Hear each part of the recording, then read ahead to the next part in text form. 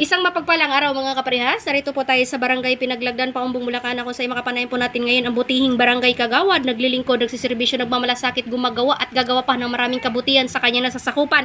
Dito po sa Barangay Pinaglagdan, Paumbong, Bulacan. Sige na galang, Barangay Kagawad, Onofre Opring Mapilisan Castro. Kunsi, kumusta na po kayo? Okay naman po. Alright. Kung sa may tanong ko lang po, itong nahuhuli niyo pong termino, so kumusta po ba sa ngayon ang inyong pagsiservisyo dito po sa barangay natin? Okay naman po ang nangyayari ngayon sa barangay. Nasusunod naman po lahat hanggang sa pinakamababang ng barangay namin. Nasusunod po lahat hanggang sa pag-duty. Alright, okay. Pero saang committee po ba kayo nilagay ni Kapitan Emily ngayon? Noong pong unang manungkulan, Opo. nakatalaga po ako sa environment. Hindi ko na po binitawan yun. Tapos po, itong siguro po magdadalawang buwan, kumbaga sa umiigot po yung clean drive. Nag po silang papalitan. Pero po, ewan ko kung hindi pa naman po nila pinatutupad. Alright, okay. Pero kung para sa inyo, Kunsi, bilang hawak niyo po ang Committee ng Environment, regarding sa kalinisan, dahil ang kalinisan po ay tungo po sa, ibig sabihin, kalusugan. So, ano po ang mga programa na meron po kayo dito? Unang-una nga po, ang pagsamsam ng basura dito ay Martes at Sabado. Pinipilit po namin mapaghiwa-hiwalay yung nabubulok at hindi nabubulok. O segregated? Segregate. Okay, ang basura. Opo. Alright. So, ibig sabihin, so pini-implement nyo po ito, kasulukuyan po ba? Lahat po ng mga kabarangay natin ay sumusunod po ba sa inyong palakaran? Ayun nga po, mayroon nga po kami kabarangay na hindi nakasusunod. Unang-una nga po, ang sinasabi nila, gastos daw po yung paglalagyan na sako. Kaya sinabi ni Kapitana Emily na yung paglalagyan ng sako, gagawan niya na ipoprovide. Para po masunod yung pag-segregate ng aming basura. Alright, okay. Pero ang pagkoleksyon ng basura din sa ating barangay, ilang bisis po ito? 2 beses po. Maliban na lang po kung hindi nakakakuha ang munisipyo o nasisiraan yung aming panghakot. Alright. So, ibig sabihin, twice a week? Twice a week. Alright, okay po. Pero ibig sabihin, regarding naman po sa ating weekly clean up drive, so kayo po ba ay tumutugon dito? Kasama po ang anyong buong sanggunian? Opo. Lagi po. Okay. So, bukod pa po dito, ano po ang mga batas na pinapatupad nyo po regarding sa mga kalinisan? Yun lang po ang lugar nung sa hawak kong sa committee sa barangay. Pero po, kumisa, nakakatulong din nila ako sa peace and order. Opo. Pag may nagkagulo, natatawag din po tayo. Hanggang doon lang po sa sila na nag-aano sa munisipyo, sa presinto, sila nagdadala. Alright, okay.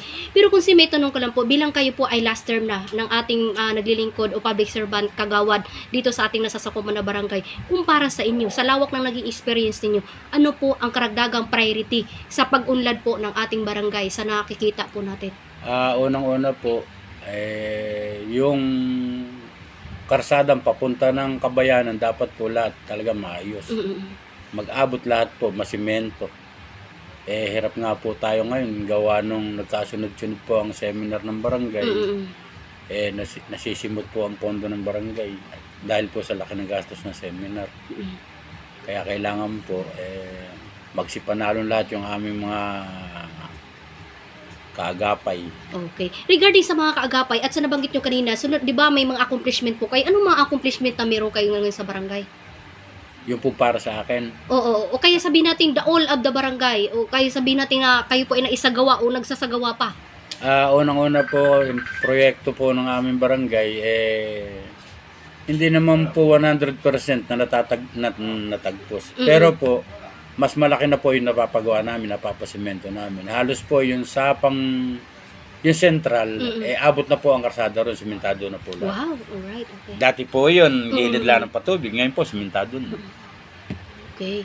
So, ibig sabihin, kung para sa inyo, kung saan naiisip ninyo, karagdagan pa nito, yung mga kalsadahan din? Opo, kasi po, ang halos kalahati ng karsada rito sa buong Pinalagdan, nakagilid po kami, nakagitna po ang karsada namin sa plaisdaan. Opo. Pag po lumalim ang tubig at umalo, nasisira na po, natitibag po ang gilid ng karsada. Kaya dapat po lahat maikit ng astaka at saka lalagyan ng kaskaho, tsaka po sisimentohin. Ayun, alright. Para wala talagang maaano yung Opo. tubig. Okay Kahit po. tumama sila doon sa karsada, hindi nila magigiba. Opo, kasi may parang ano siya, kumbaga sa gilid. Pilapil. Okay, alright, okay. Kung nanonood po ngayon kung siya ang ating minamahal na mga kabarangay, ano po ang inyong panawagan at mensahe para sa kanila? Unang-una po, akin nananawagan sa aking mga kabarangay. Unang-una po, doon sa basura natin, tulungan po ninyo ang Sangguniang Barangay na mapilit po natin pare-parehas na ma-segregate ang ating basura. Ibukod po natin yung nabubulok at saka hindi nabubulok. Ayun. Lamang po. Okay. Ano naman po ang mensahe niyo po sa inyong mga kasamahan ng mga naglilingkod sa barangay? Unang-una po sa aming kapitana, nagpapasalamat po ako sa inyo, lalo po doon sa mga kasamahan kong kagawad na kahit po tayo masasabihin pong tayo hindi isang pamilya, tinuturing po nyo kaming kapamilya. Sige po. Sige. Muli po ako nagpapasalamat sa aking mga kabarangay. Ako po binigyan nyo ng pagkakataon na kayo ay aking matulungan.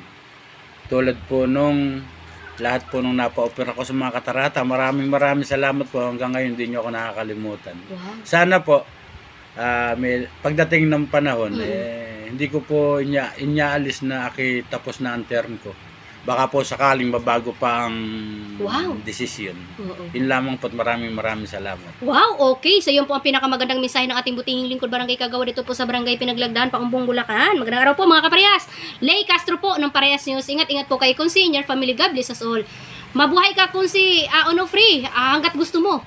Maraming salamat po.